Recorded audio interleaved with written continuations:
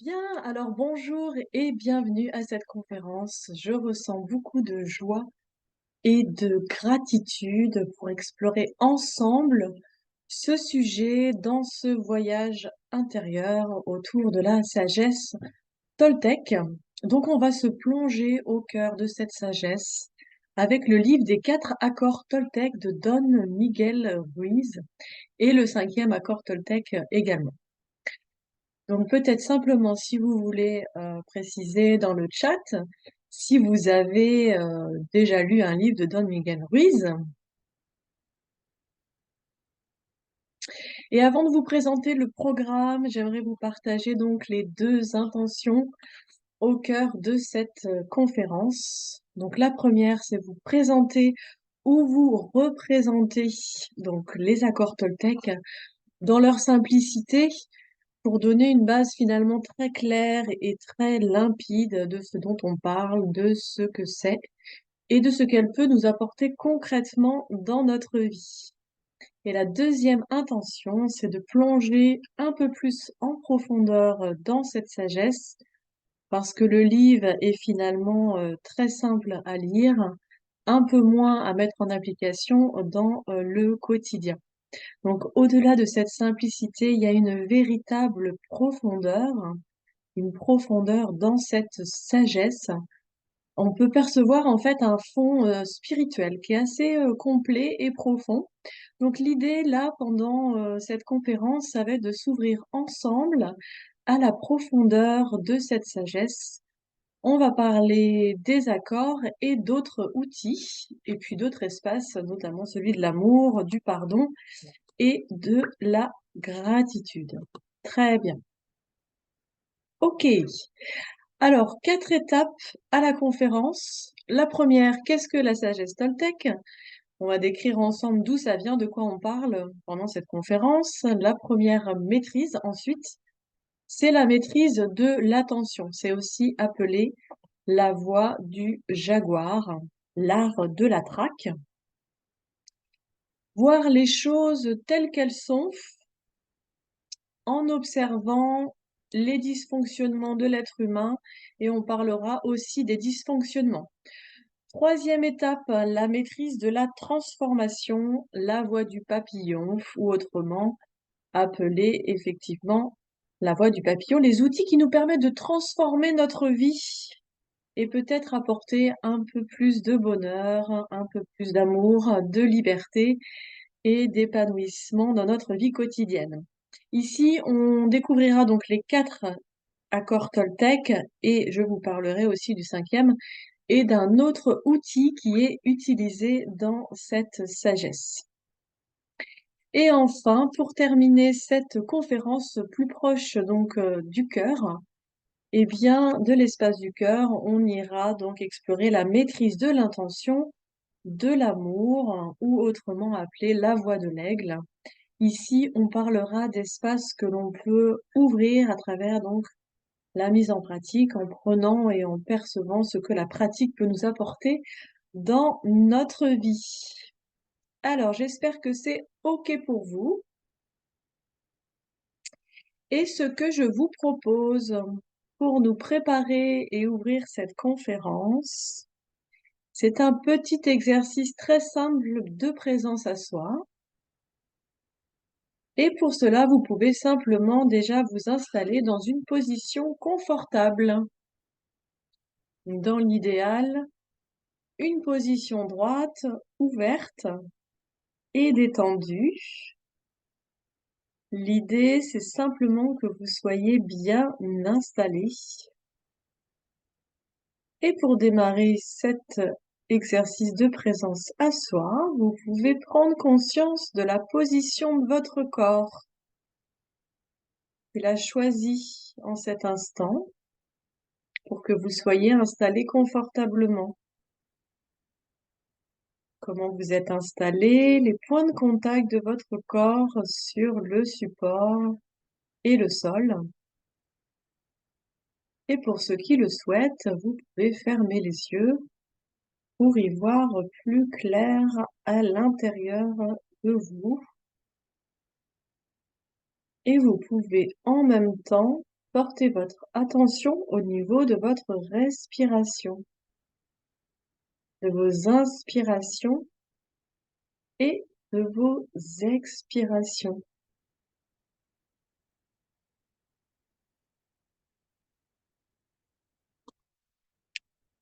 Et en suivant l'une de vos inspirations, vous pouvez encore plus entrer à l'intérieur de vous pour y percevoir les sensations qui sont présentes en cet instant, depuis cet espace. Et j'aimerais vous proposer une première question très simple. Comment ça va? Comment vous sentez-vous? Au-delà des réponses évidentes de celles que l'on pourrait donner de manière automatique tout au long de nos journées, je vous invite à percevoir ce qui est plus subtil, passer de ce qui est plus général, superficiel, à ce qui est plus subtil et plus profond et plus vivant en vous, ce qui est donc moins de l'ordre du visible, mais plus de l'invisible. C'est tout le voyage qui nous attend pendant cette conférence. Et depuis cet espace, j'aimerais vous proposer une seconde question. Quelle est mon intention ici en étant à cette formation?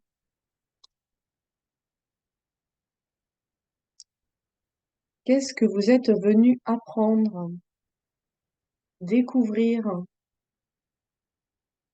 Qu'est-ce que vous êtes venu explorer? Qu'êtes-vous venu vivre en cet instant? Et je vous invite simplement à laisser émerger ce qui est présent en vous et rester en lien avec cette intention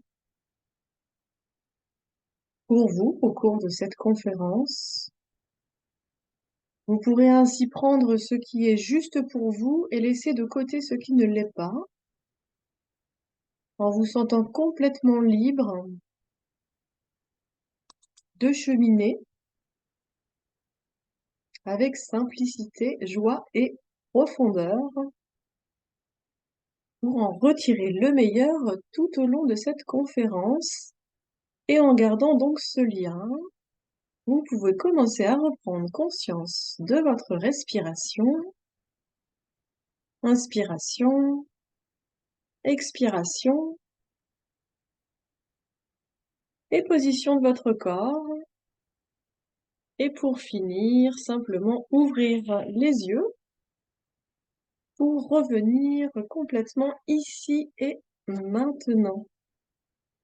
Parfait, merci beaucoup. Bien, la première partie. L'origine de la sagesse toltèque. Alors, qui étaient les Toltèques? Les premières origines remontent au sud du Mexique. Les Toltèques, ils étaient connus comme des hommes et des femmes de connaissance. Ils se considéraient comme des artistes de l'esprit.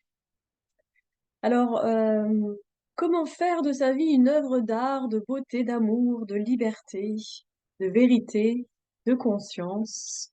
Ils s'intéressaient à comment vivre au mieux notre vie.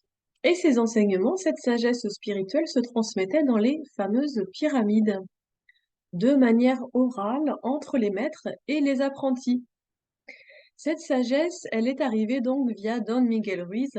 Alors, il faut savoir que sa mère, elle était guérisseuse et son père était un nagual, donc un maître qui correspond à ces personnes de la lignée des chevaliers de l'Aigle qui ont reçu cette initiation. Et en fait, Don Miguel Ruiz, il se tourne plutôt vers la médecine de l'époque, donc la science pour commencer, et il devient neurochirurgien. Ensuite, il a un accident de voiture, il a une expérience de mort imminente, une NDE vers la trentaine.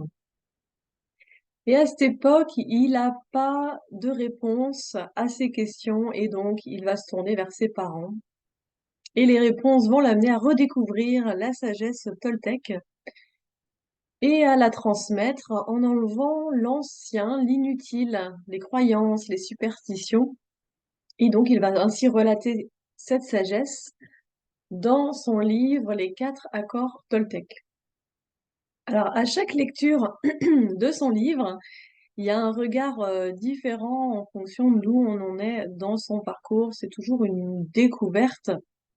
La magie de ce livre, c'est vraiment de faire passer l'essentiel de la sagesse à travers donc des outils finalement de développement personnel qui sont exprimés très simplement.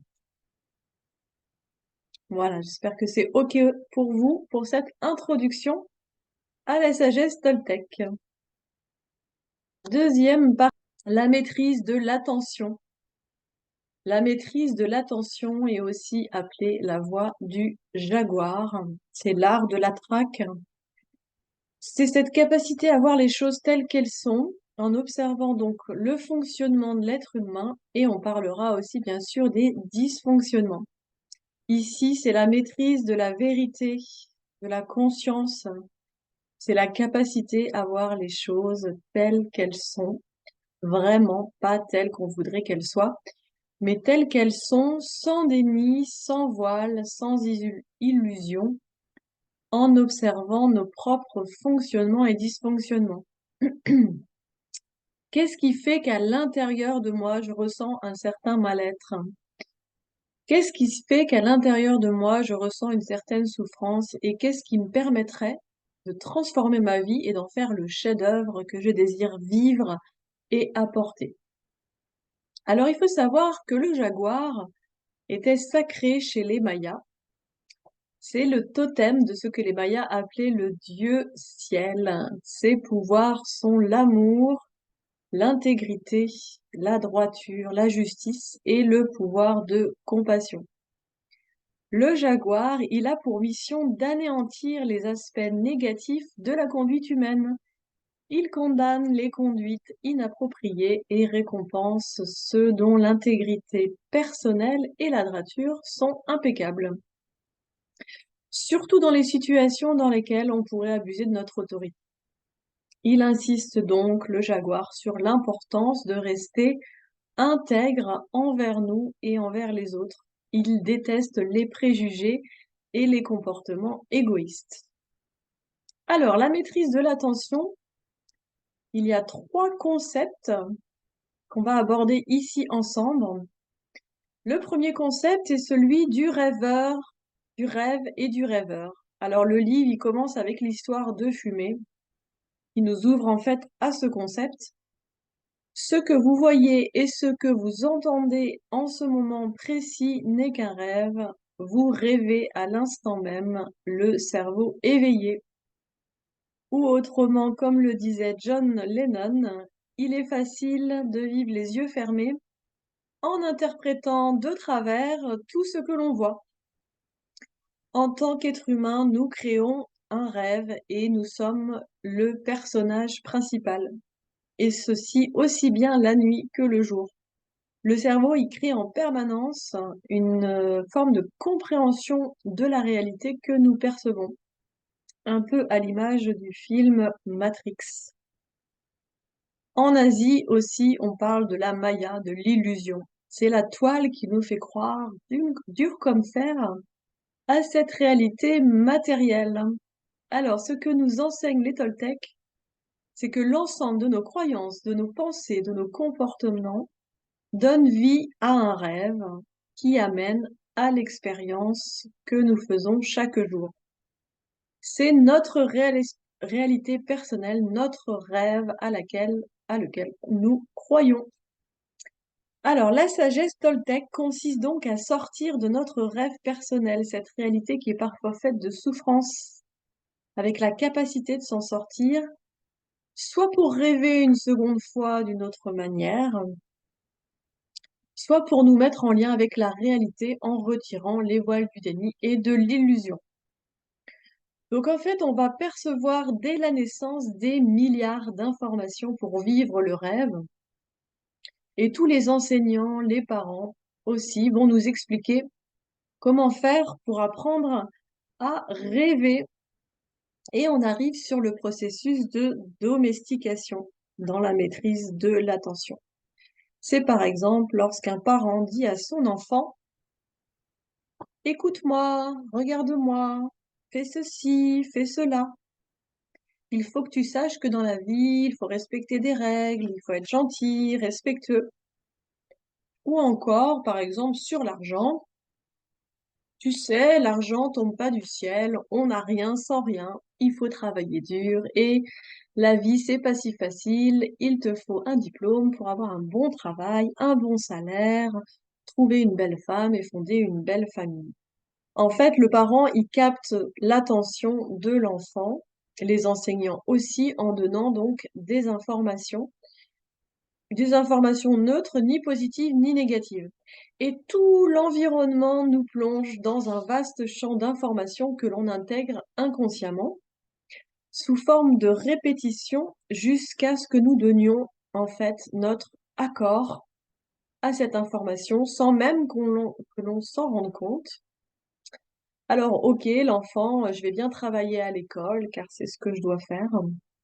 Et le processus continue à l'âge adulte avec les informations transmises par les supports médiatiques, les réseaux sociaux, les publicités. Ce qui peut amener, à force de répétition, à donner notre accord conscient ou inconscient. Comme par exemple, voir une jolie robe portée par une jolie femme et interpréter que porter tel type de robe, c'est avoir tel style de féminité. Et dans la domestication, il y a le processus de punition et de récompense. Parce que si je me conforme à une information et que j'y donne mon accord, je vais obtenir une récompense. Alors ça peut être une félicitation, un compliment, un geste d'affection, un cadeau matériel. Et cette récompense, elle va me donner de la reconnaissance en réponse donc à un besoin fondamental de survie. C'est ce qui explique qu'on est prêt à tout faire, tout donner, tout dire pour obtenir ces récompenses, même jusqu'à ne plus nous écouter. Pour se conformer à l'information, nous amenant donc à accepter de penser, de dire, de faire certaines choses. Donc, si je n'intègre pas les règles, je vais recevoir des punitions. Donc, ça peut être de la privation d'attention, de matériel, de paroles, de gestes plus ou moins négatifs. Il faut savoir que vers l'âge de raison, 6-8 ans, les liens de cause à effet se créent. Donc, si j'ai envie de ça et que je fais autre chose, il y aura telle conséquence. Et la plupart du temps, se conformer donc à ce que l'extérieur attend de moi pour avoir les récompenses et pour éviter donc les punitions en mettant de côté des parties de moi.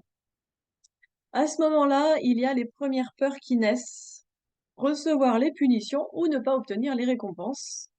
Et on vient au processus d'intériorisation et d'autodomestication qui enclenche le processus du jugement intérieur que les Toltecs appellent le parasite intérieur. Alors, le parasite intérieur, c'est ce qui parasite la pleine expression de qui nous sommes. La petite voix qui dit: tu n'es pas assez ceci, tu n'es pas assez cela, ne fais pas ci, ne fais pas ça.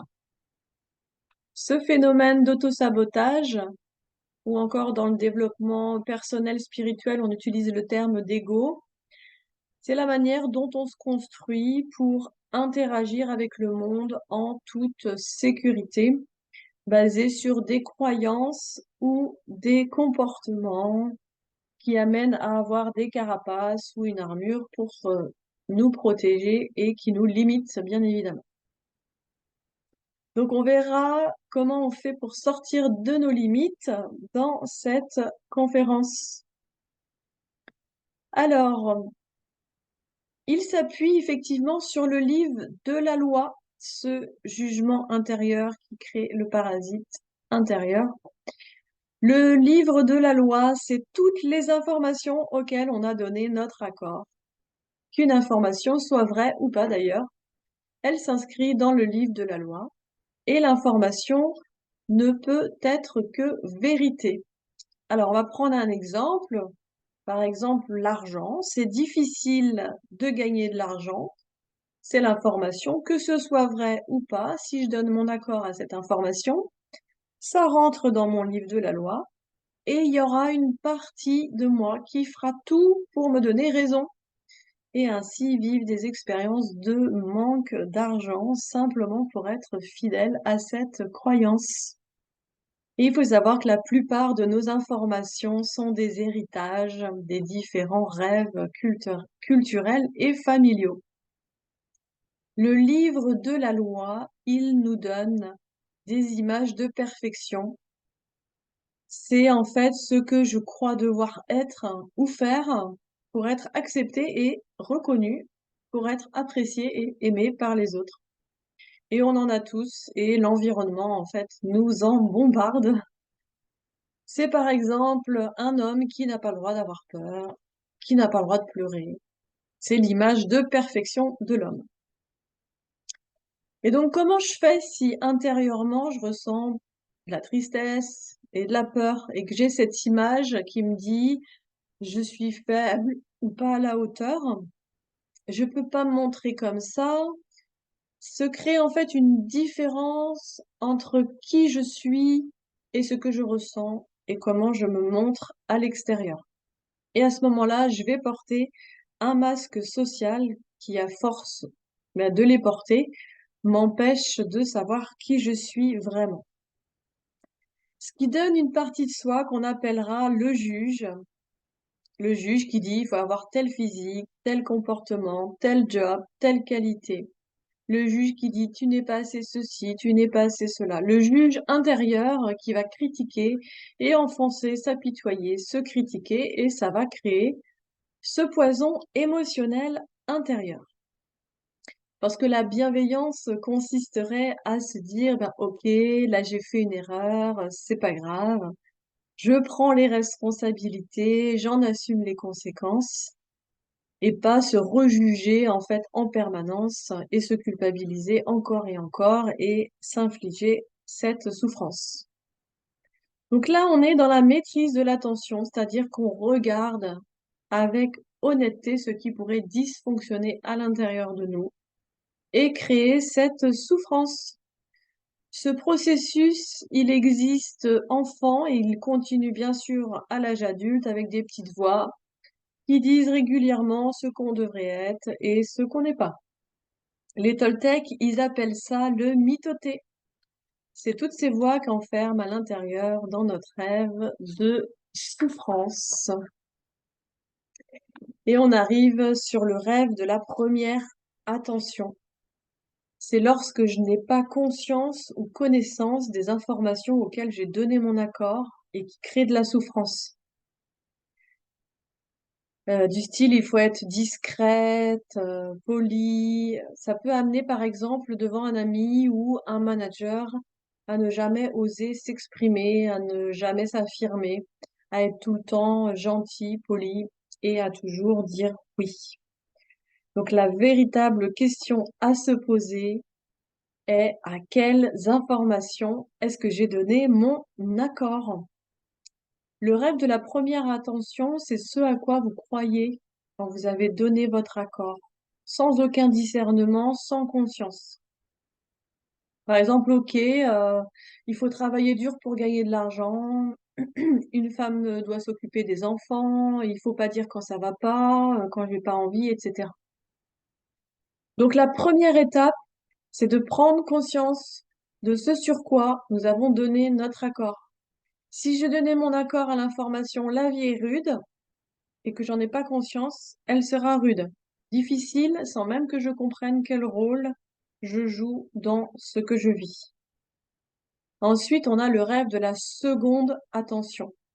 Ici, il s'agit de choisir de croire ce que vous voulez, y compris le fait de croire en soi-même.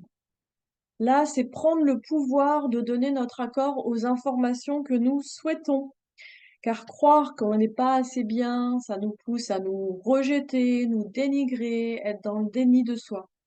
Et ça, c'est pas OK et c'est pas agréable. Donc, la première chose, c'est de remettre de l'attention et du discernement sur les accords passés avec soi-même. Bien. On arrive sur la troisième partie, la maîtrise de la transformation. La maîtrise de la transformation, on peut autrement appeler la voie du papillon.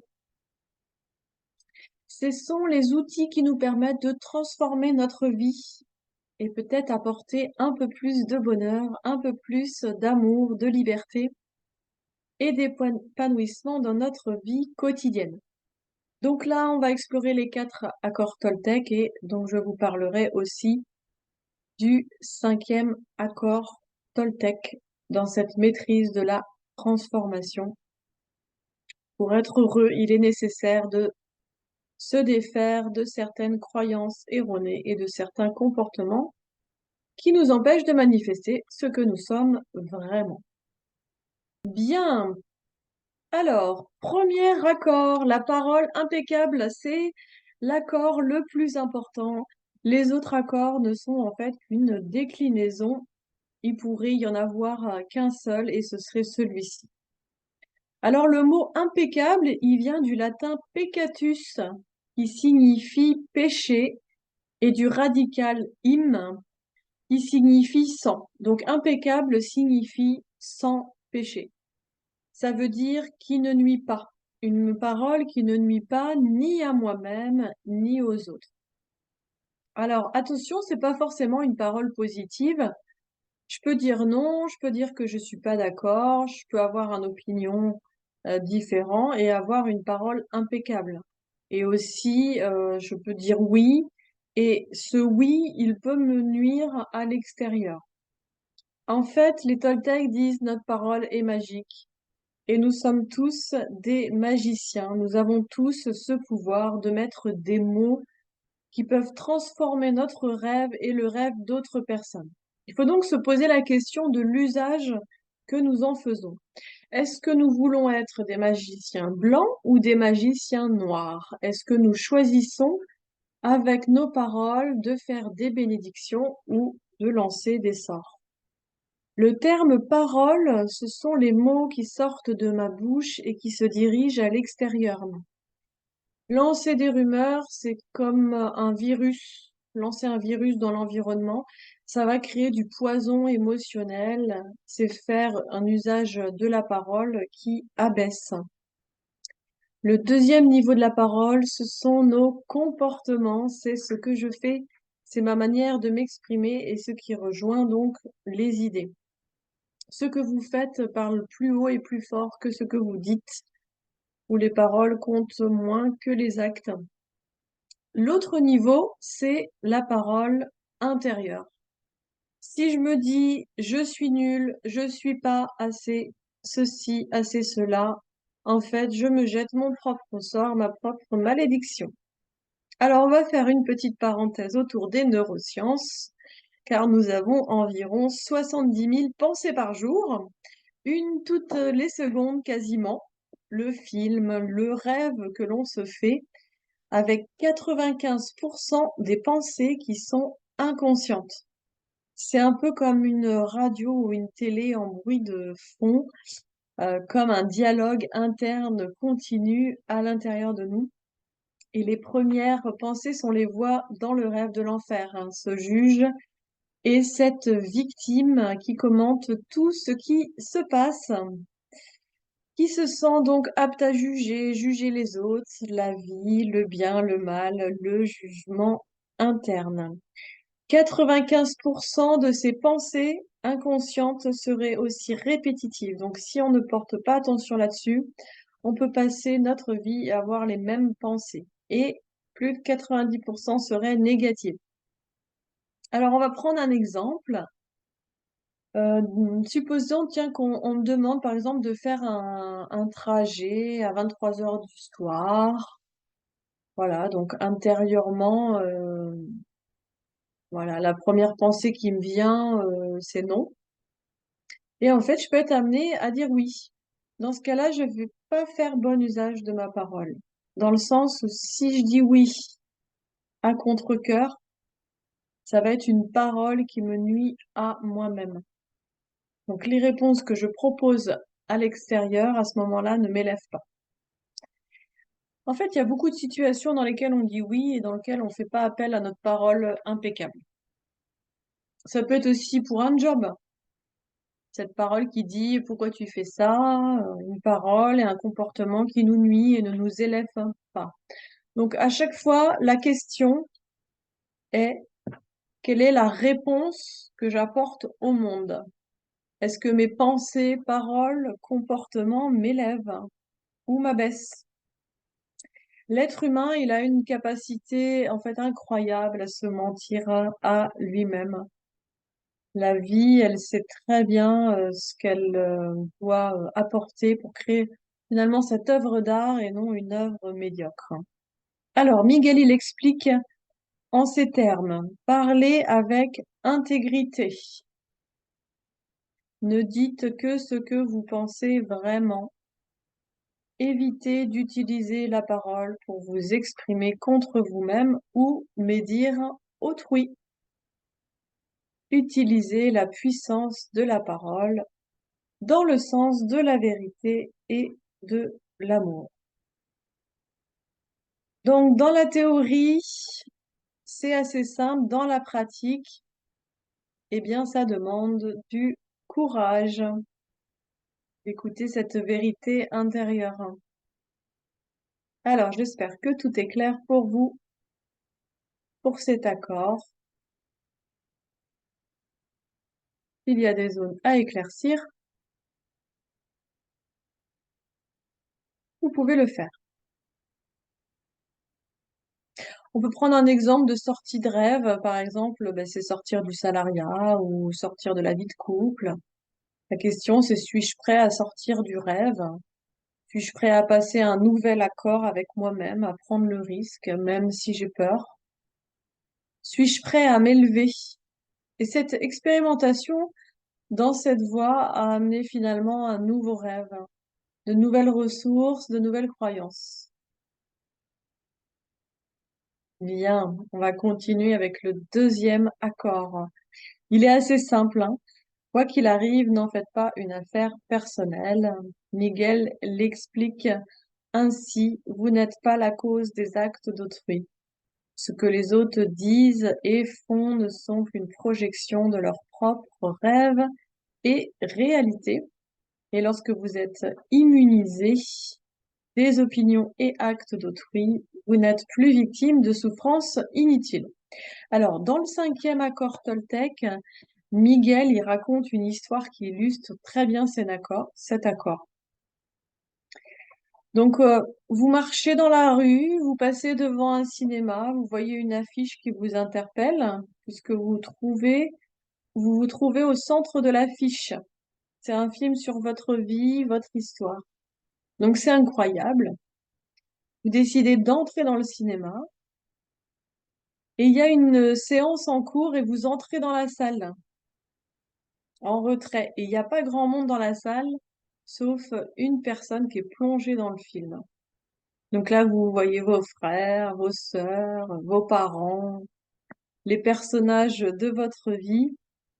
Je trouvez que c'est plutôt bien fait, c'est sympa.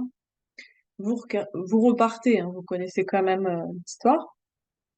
Et vous décidez d'aller voir dans les autres salles. Et alors là, il y a le film de votre père et de votre mère.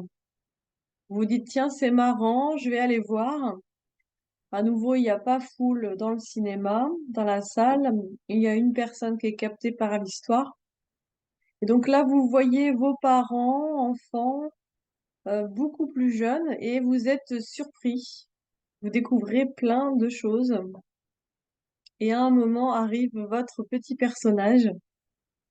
Et il y a une chose qui vous gêne, c'est que vous n'êtes pas le personnage central, mais le personnage secondaire. Donc c'est pas grave. Et vous voyez l'histoire et vous dites, j'ai jamais raconté ça, j'ai jamais dit ça, mes parents n'ont jamais répondu ça, je me retrouve pas dans cette histoire. Et donc, avec curiosité, vous sortez de la salle. Vous continuez et là, il y a le film d'un ami. Toujours une personne complètement captée par le film. Et là, quand vous apparaissez, vous n'êtes même plus secondaire, mais figurant. Vous vous dites, c'est pas possible, c'est pas du tout comme ça. Et vous ressortez et vous vous dites, ah, c'est intéressant, mon film super bien, et puis les autres beaucoup moins. Et en fait, la personne captivée, à chaque fois, c'est la représentation de la personne qui est prise dans son propre film et qui ne voit rien d'autre que son film. Et finalement, chacun est pris par son film. En fait, dans la vie des autres, je suis une représentation qu'ils se font de mon personnage. Donc, ils me connaissent pas vraiment, ils connaissent qu'une toute partie de ce qui a été partagé. Donc, ce n'est pas la perception des autres qui détermine ma valeur. Quand quelqu'un nous parle dans la vie, il ne parle pas de nous, il nous parle de ce qui se passe dans son film. Il nous dit simplement, dans mon film, tu as tel personnage, tel rôle, et on a tendance à penser que quand les autres disent quelque chose, c'est en lien avec nous-mêmes. Finalement, ça nous est jamais personnellement adressé. Imaginons que quelqu'un me dise, tiens, tu es très prétentieuse. Bien, ce n'est pas vrai. Mais c'est peut-être juste dans un film, le réalisateur, il est très remonté. Peut-être hargneux, je ne sais pas. J'espère que vous voyez ce que je veux dire. Mais à aucun moment ça me renseigne sur qui je suis. Le véritable problème, c'est de prendre pour vérité le regard des autres et d'en finir par passer à un accord avec soi-même, en prenant donc personnellement les remarques, les critiques et les comportements des autres. Donc le seul pouvoir que nous avons, c'est de transformer notre film, parce qu'on ne peut pas changer le film des autres. La vraie voie de la transformation du papillon passe par la reprise de ce pouvoir personnel. C'est peut-être aussi bien des critiques que des compliments, hein. Dans tous les cas, c'est le film de l'autre. Si vous me voyez avec une lumière pure, une aura de dingue, c'est pareil. C'est votre film. Ce n'est ni bien ni mal. Bien sûr, c'est agréable, hein. Et encore, certaines personnes réfutent des compliments. Mais souvent, ça vient combler un espace, un manque à l'intérieur de soi. Et si je ne m'apporte pas moi-même l'amour et l'acceptation dont j'ai besoin, eh ben, les compliments vont venir finalement remplir ces espaces, mais toujours de manière temporaire. Donc à ce moment-là, on peut se poser la question de si ça vient remplir un espace vide à l'intérieur de moi, si je peux moi-même le remplir, nourrir cet espace d'amour, de reconnaissance et d'acceptation. On ne dit pas de ne pas prendre les choses, on dit je suis à l'écoute des critiques et des souffrances que cela génère éventuellement et des compliments et de l'espace à l'intérieur que cela vient remplir. Je peux prendre les choses sans les prendre personnellement.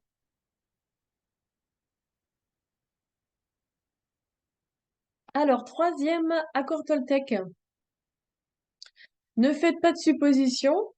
En clair, ne faites pas ce que votre cerveau fait 24 heures sur 24.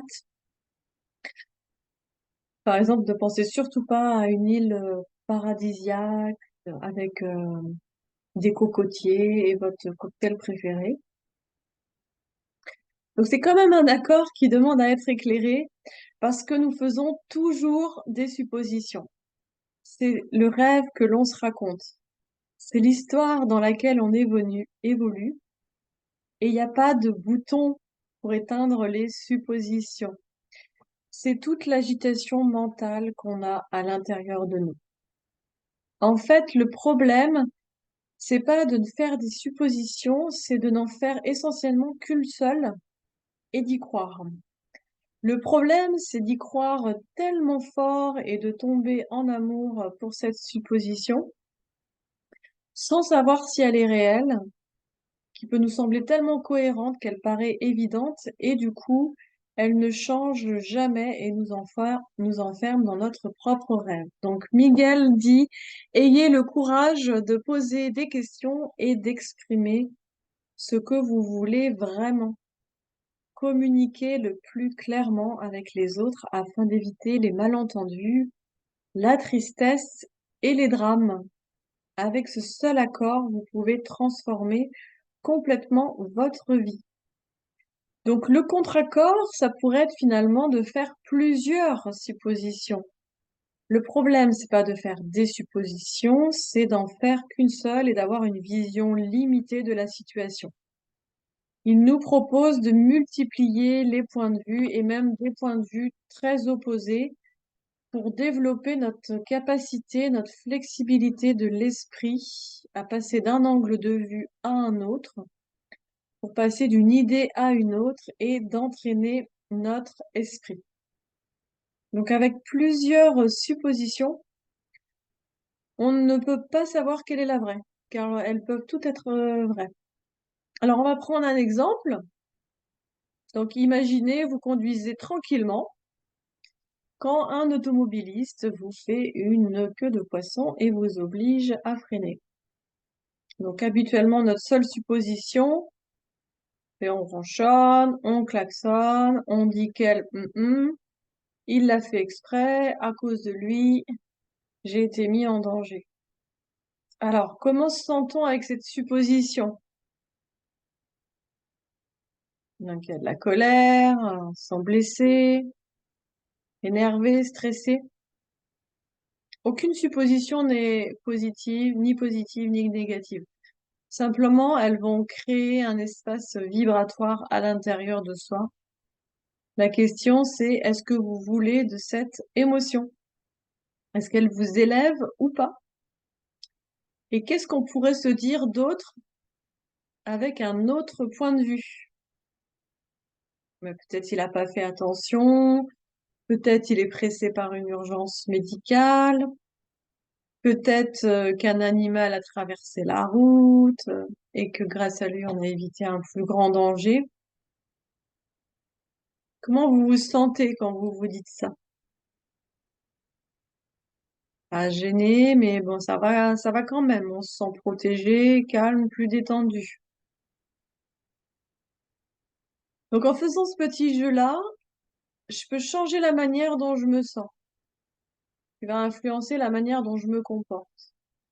Et peut-être du coup ne pas klaxonner ou avoir la parole un peu moins vive, hein.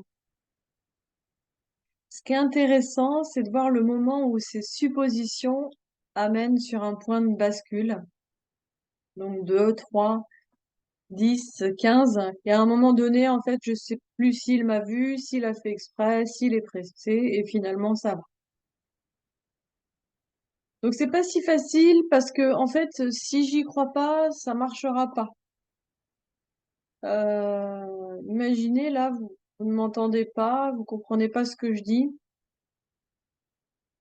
et vous vous dites, elle a dû dire ça, il n'y a pas de problème. Là, c'est simplement masquer la réalité. Donc déjà, ça consisterait à accepter que vous n'entendez pas et que vous ne comprenez pas, pour ne pas être dans le déni sur le sujet. Donc là, c'est arrivé, qu'est-ce que j'en fais?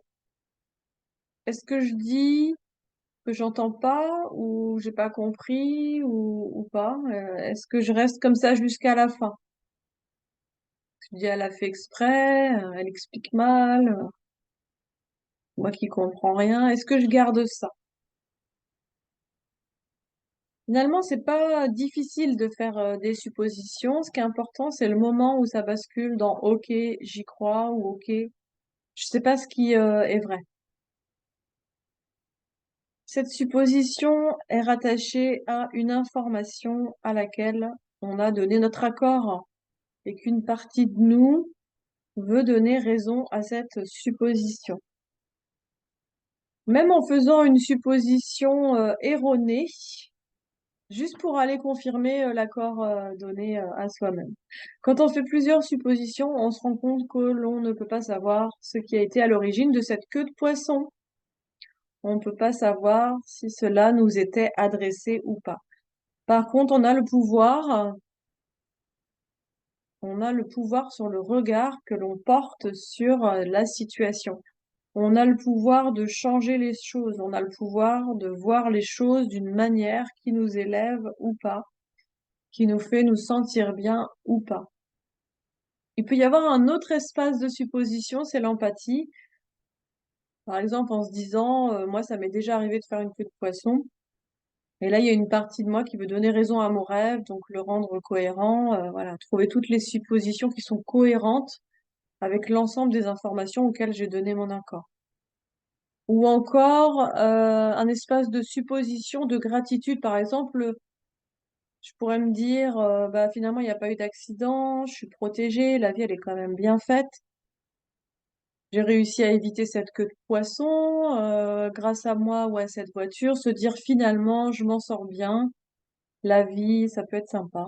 Cette supposition, elle peut amener à supposer que j'ai de la chance d'être en vie. Ou encore un espace de supposition d'humour. On pourrait peut-être même imaginer que cette personne, elle est partie précipitamment du travail parce qu'elle est malade et qu'elle a la diarrhée, qu'elle doit rentrer, par exemple, chez elle. Comment on peut savoir? C'est impossible. Donc ces suppositions, elles vont créer au niveau du cerveau des switches et nous faire sortir de nos routines mentales habituelles. On peut prendre un autre exemple. Vous appelez un ami pour prendre des nouvelles. Vous lui laissez un message et il vous répond pas pendant plusieurs jours. Première supposition. Oh là là, qu'est-ce que j'ai fait?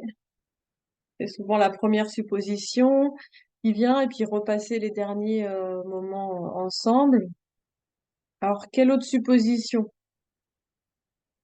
Il est parti en vacances, il a plus de batterie, son fils a regardé le message, il a pas vu, son téléphone est tombé dans l'eau, il est tombé amoureux, il est en train de vivre un truc incroyable.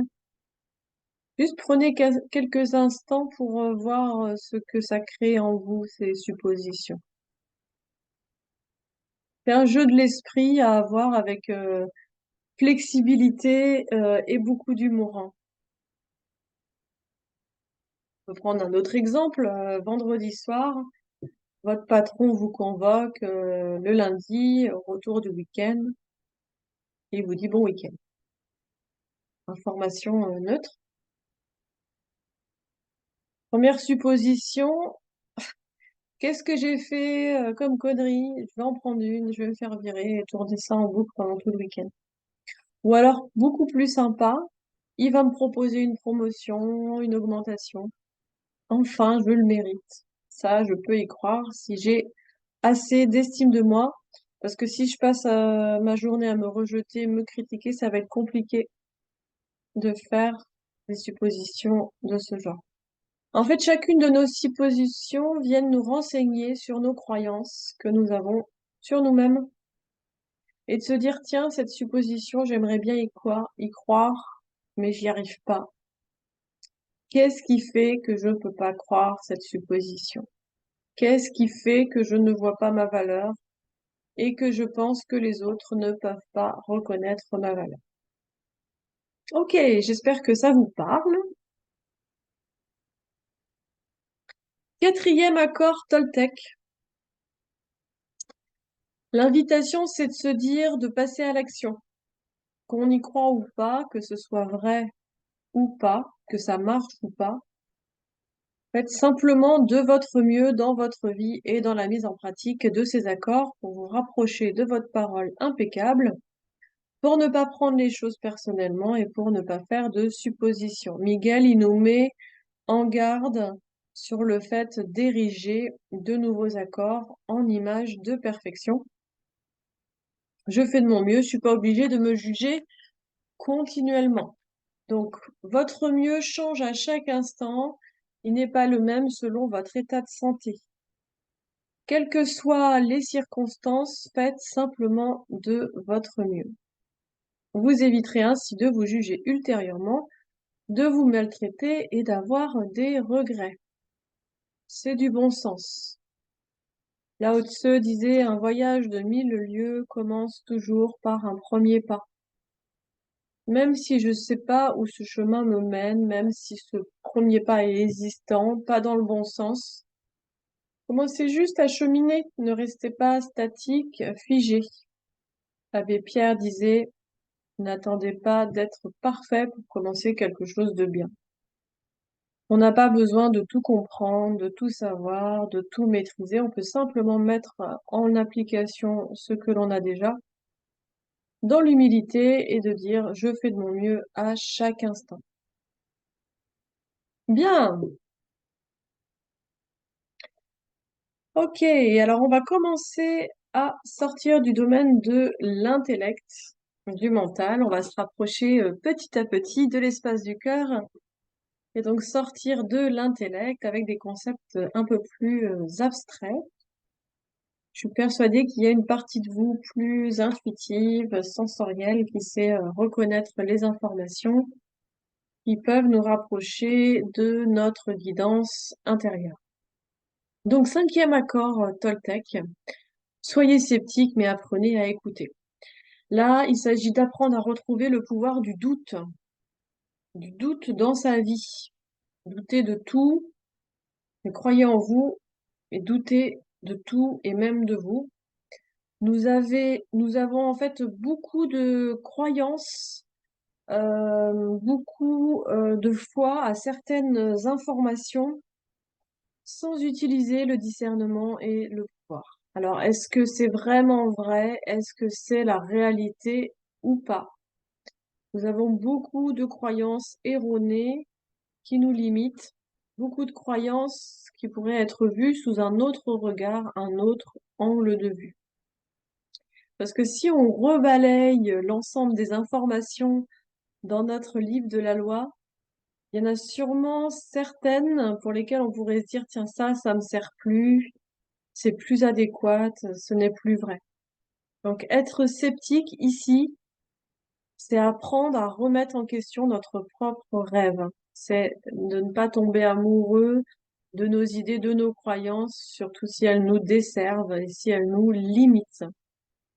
Miguel dit: ne me croyez pas, ne vous croyez pas et ne croyez personne d'autre.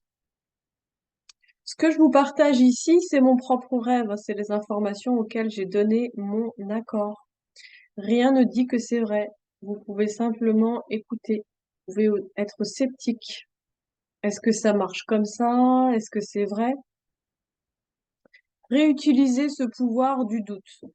À nouveau, ne donnez pas votre accord inconsciemment. Cette information, est-ce que j'ai envie de l'intégrer dans mon livre de la loi? Est-ce que j'ai envie de la tester? Ne vous laissez pas embarquer, beaucoup d'informations sont erronées. Apprenez vous-même à ne pas vous piéger dans certaines croyances en faisant preuve d'ouverture d'esprit. Apprenez simplement à observer, à écouter, à vous relier à la réalité au-delà de l'histoire que vous vous racontez. Il y a vraiment un niveau plus profond dans le cinquième accord qui dit: seuls les mensonges ont besoin d'être crus pour exister. C'est-à-dire, si je crois aux mensonges, ils existent simplement parce que j'y crois. Si nous retirons notre croyance, notre pouvoir, des idées, des informations, il restera que ce qui est vrai. Il ne peut pas être appréhendé par l'intellect et le mental. C'est plus de l'ordre de quelque chose en nous, l'instinct, l'intuition, dans lequel on sent que ça nous élève. C'est un espace beaucoup plus grand dans lequel on ne cherche pas à avoir raison ou tort. C'est plus du tout présent dans cet espace. Si je suis sceptique et je retire ce pouvoir-là, il ne restera que ce qui est vrai, que ce que la vie m'apportera.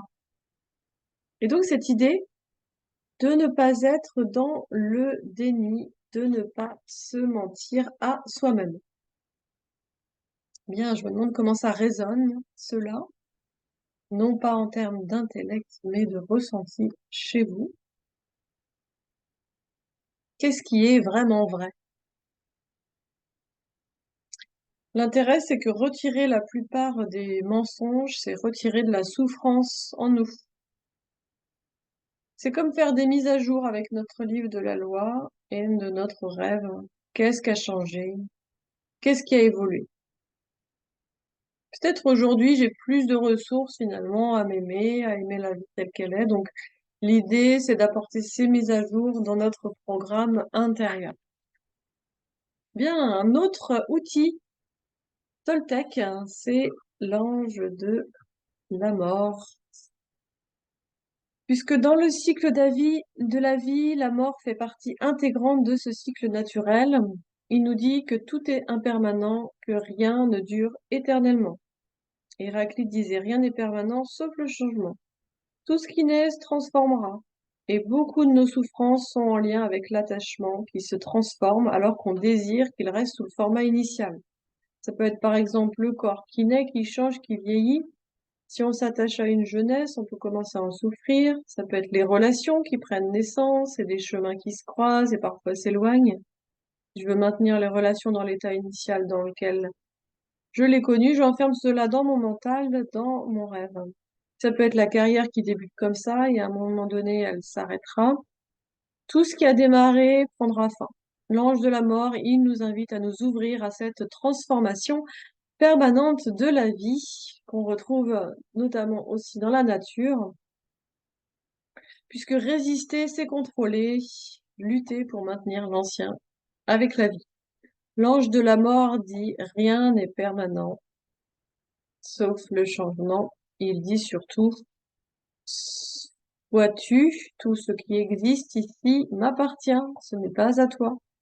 Ta maison, ton conjoint, tes enfants, ta voiture, ta carrière, ton argent, tout m'appartient et je peux te le reprendre quand je veux, mais pour l'instant, tu peux en faire bon usage. Il nous invite en fait à avoir conscience que l'être humain, il s'approprie les choses. On observe ce fonctionnement dans la nature, ce serait comme si un arbre disait à l'automne, non, non, je garde ma feuille, elle m'appartient. Finalement, peut-être que pour avoir plus de relations épanouies dans ma vie, peut-être qu'il faut que je m'élève plus. Peut-être qu'il faut que certaines relations, situations prennent fin. Peut-être que pour aller vers un nouveau travail, peut-être qu'il faut que j'accepte qu'à un moment donné, ma carrière telle que j'ai rêvé, imaginé, vécu, elle prenne fin. En fait, c'est cette capacité à faire le deuil d'un passé, d'une relation, d'une situation, d'une chose. On le retrouve très bien hein, dans les liens d'amour, en se disant, j'espère que ça va durer toute la vie, et au fond, on n'est pas sûr. On va faire un deal. Alors on se promet qu'on va s'aimer toute la vie, une promesse surprenante. Qui peut dire que ce que demain sera fait? Qui peut dire ce qui sera juste dans quelques jours, quelques semaines, quelques années? C'est pas parce que j'ai vécu cela très fortement avec cette personne que je l'aimerais de la même manière 20 ans plus tard. C'est intéressant d'ouvrir cette approche dans le regard. Sous cet angle, c'est redécouvrir l'amour jour après jour. Je peux aimer une personne pendant 60 ans et que je ne l'aimerai pas forcément comme au premier temps. S'ouvrir à la nouveauté, ouvrir à la réponse.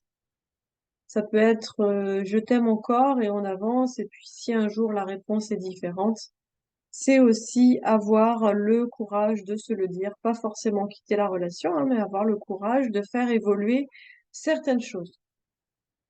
Combien de choses dans notre vie aujourd'hui nous font souffrir parce qu'on n'a pas actualisé, parce que l'on a voulu préserver certaines formes qui nous ont convenu, certes, dans le passé, mais qui ne nous conviennent plus dans le présent.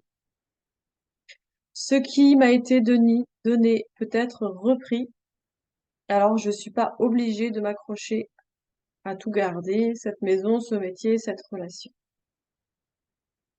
Est-ce que cela vous parle?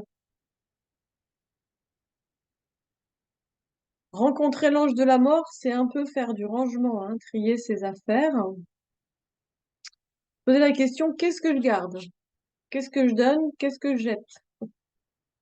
Qu'est-ce qui aujourd'hui dans ma vie n'est plus d'actualité?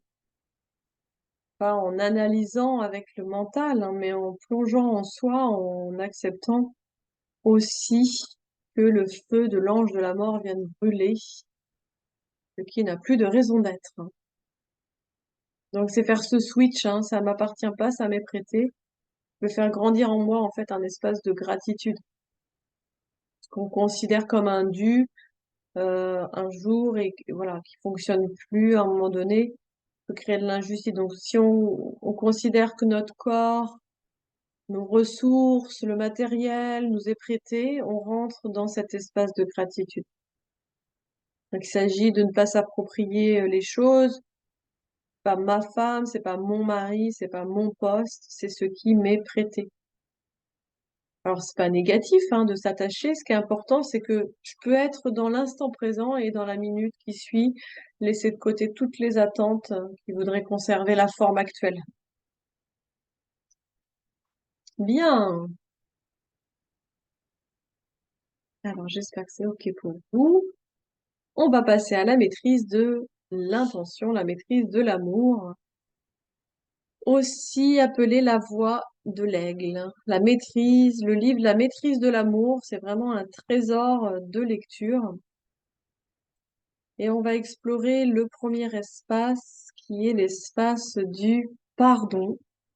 Ce qui est intéressant, c'est que le pardon dans la culture judéo-chrétienne, on en a beaucoup entendu parler, on a vraiment baigné dans ce champ, hein, pardonne à ton prochain. Et en fait, il y a beaucoup d'incompréhension sur ce concept. Miguel, il a transmis à Olivier Clerc sur le sujet et Olivier Clerc a écrit un livre qui s'appelle Le don du pardon. Peut-on tout pardonner? Bouddha disait, rester en colère, c'est comme saisir un chardon ardent avec l'intention de le jeter sur quelqu'un. Au final, c'est vous qui vous voulez. Alors, je ne pardonne pas pour l'autre, mais pour moi. Et rester en colère avec ce poison intérieur, avec l'intention de mettre cela à celui qu'on considère le bourreau, au final, la personne la plus pénalisée pour cela, c'est soi-même. Donc, on va voir ici 6 nuances du pardon. La première, on peut avoir l'impression de pardonner pour l'autre alors qu'en fait, c'est pour soi. Pardonner parce que vous méritez en fait d'être en paix. Je pardonne pas pour accepter, pas pour tolérer, mais pour cicatriser mes blessures émotionnelles et au niveau du cœur. Deuxième nuance, pardonner, ce n'est pas accepter, ce n'est pas tolérer ce qui a été fait ou dit. C'est faire preuve de discernement, c'est simplement se dire, OK, ça a lieu, ça a blessé ça en moi, et cette partie, j'ai envie de la guérir. Et en même temps, je cautionne pas ce qui a été fait, c'est juste percevoir ces espaces qui peuvent continuer à entretenir une blessure. Il y a un premier niveau de discernement ici, c'est considérer que peut-être si j'ai été blessée dans cette relation, peut-être que j'ai contribué à cela, peut-être que moi-même j'ai entretenu des paroles, des pensées qui ont contribué à ce que je me sente blessée. C'est prendre sa part de responsabilité. C'est prendre cette part de responsabilité de cette blessure que nous empêchons nous-mêmes de cicatriser. Parce qu'on peut mettre beaucoup d'obstacles à la guérison de notre cœur. Troisième nuance du pardon, pardonner, ce n'est pas oublier, c'est traverser. On peut noter que l'on peut ne pas vouloir oublier quelque chose qui nous fait souffrir. On propose ici de ne pas rester dans un endroit de souffrance, de ne pas rester là où ça fait mal, et ensuite se retourner avec une paix intérieure, une partie de moi guérie à l'intérieur. Quatrième nuance, pardonner, ce n'est pas se réconcilier, c'est simplement guérir. C'est pas comme dans la cour d'école entre enfants, alors tu dis pardon et ensuite vous êtes à nouveau copains. C'est pas forcément se réconcilier. Une fois que vous avez pardonné, vous avez un choix, c'est continuer la relation ou y mettre fin ou la transformer. La première étape, bien sûr, c'est de se protéger, se retirer. Ensuite, c'est de guérir la blessure et ensuite voir avec cette personne si j'ai envie de continuer ou pas, mais je peux arrêter la relation et être complètement guérie à l'intérieur de moi. Autre nuance, on associe souvent le pardon avec la culpabilité. Alors oui, mais si je demande pardon, c'est que j'ai fait une faute, c'est que j'étais coupable. Ça marche souvent chez les enfants.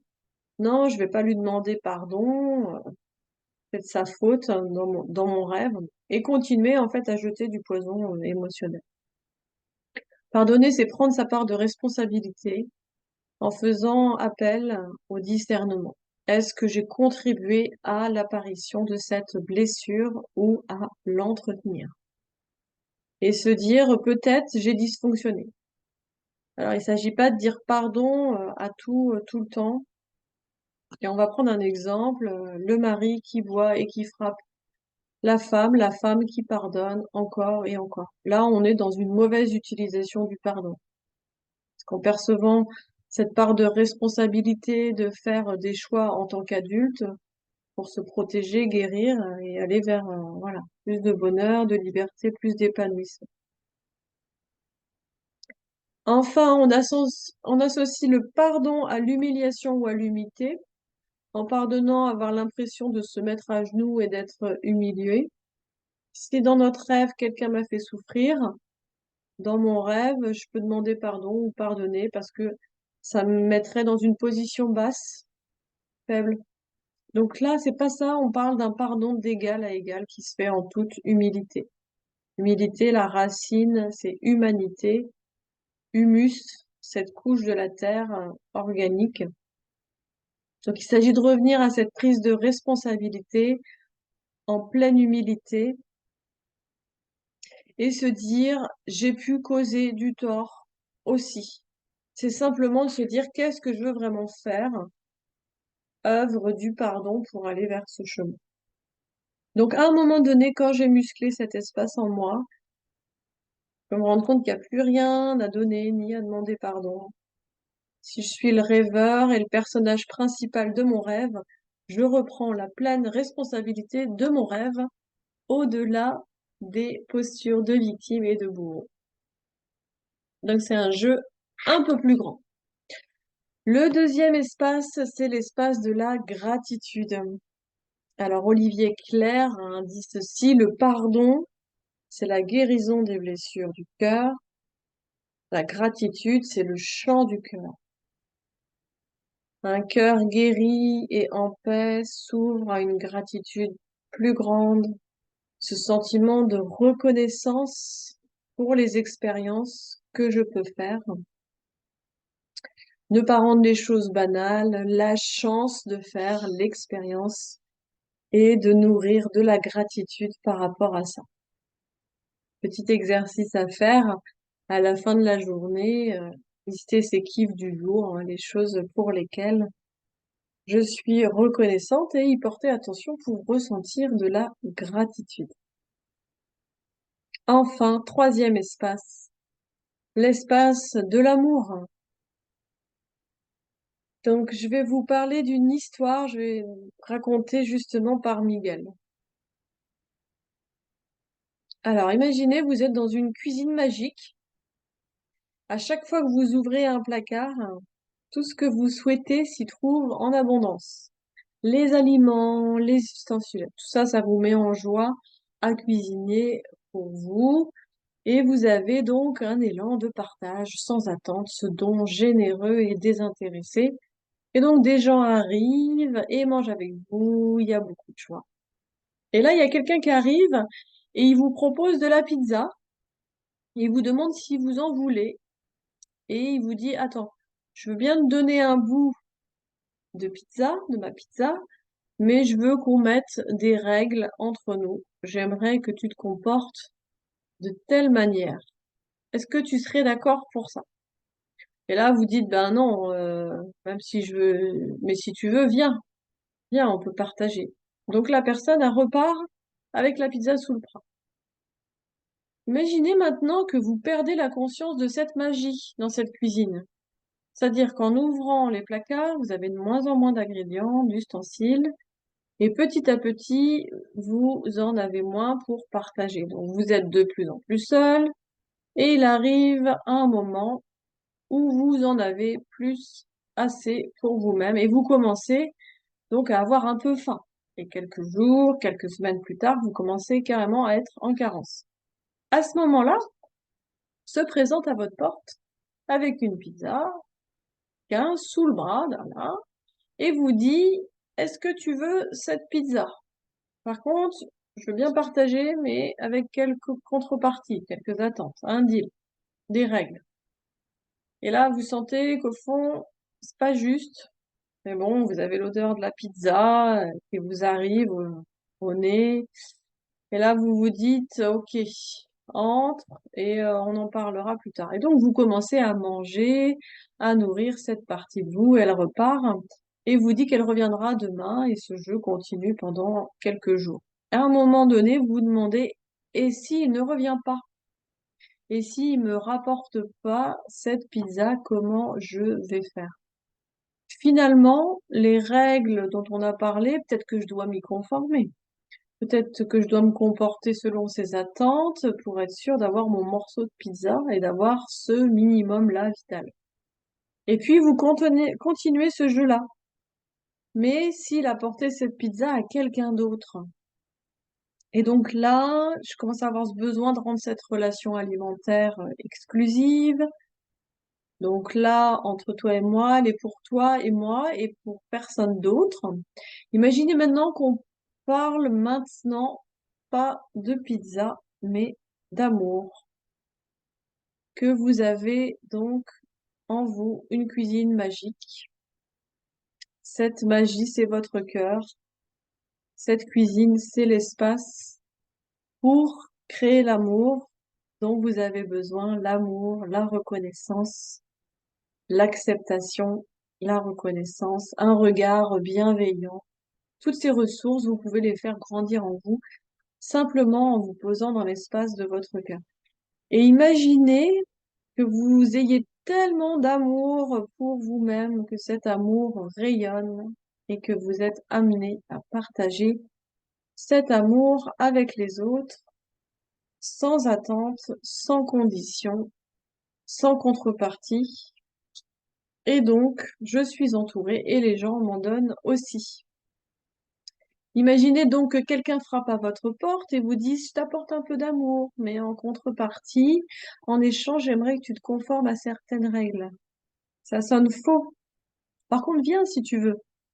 Imaginez que vous avez perdu cette magie de votre cœur et entretenu des pensées de rejet critique, déni de soi, des jugements qui vous empêchent d'accéder à cet espace d'amour et que ça dure pendant quelques années et que vous soyez carencé et que quelqu'un vienne frapper à votre porte et vous dise, tiens, je veux bien te donner un peu de mon amour, de ma reconnaissance et qu'on ait certaines règles. À nouveau, vous sentez que c'est pas juste, mais l'odeur de l'amour vous fait dire oui et vous faites entrer du coup dans une relation basée sur le manque, basée sur je n'ai pas assez d'amour pour moi et donc je vais aller le chercher quelque chose qui va remplir des espaces en moi. Au départ, je me dis c'est super et ensuite il revient pas. Et s'il apporte cet amour à quelqu'un d'autre? Et donc je vais avoir envie de rendre cette relation exclusive. Tu m'aimes de cette manière-là et il n'y a que moi que tu aimes comme ça. Et en venir finalement à se limiter dans notre propre expression de l'amour que l'on est venu incarner ici.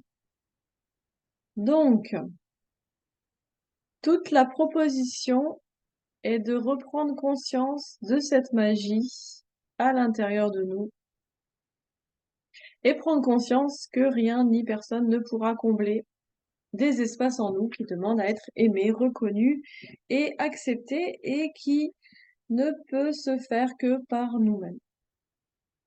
Et que le chemin ne se fait que par nous-mêmes. Voilà, il s'agit de se réconcilier avec toutes nos cellules, nos par soi et pour soi. Un peu comme réapprendre à s'aimer. Donc voilà pour cette histoire de la cuisine magique.